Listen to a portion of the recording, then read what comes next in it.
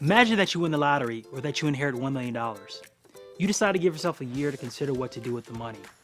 And in the meantime, you deposit it in a bank for safekeeping. But does the bank put that check in a safety deposit box with your name on it and let it sit for a year? Or do they use the money?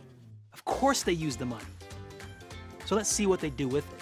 So your money is deposited, and within moments it's being loaned out. After all, this is all digital. In fact, for every dollar you've deposited, the bank is allowed by law to loan out 9.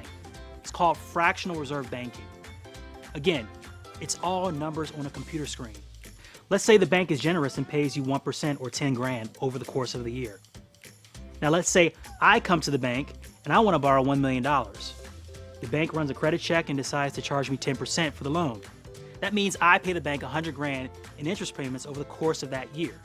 The question here is this: how much is the bank making? The answer, 900%.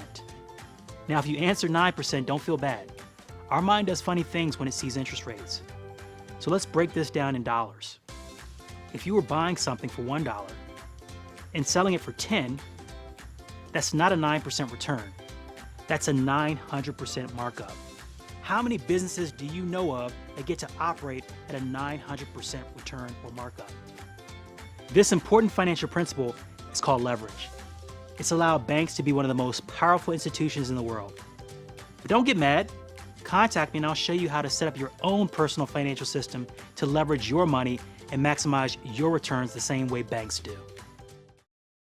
If you wish Uncle Sam didn't exist, you need a 2-minute money mind shift. Does your 401k get you miffed? You need a 2-minute money mind shift. You're working hard and still getting stiff. You need a 2-minute money mind shift. Time is money, so I insist. Here's your 2-minute money mind shift.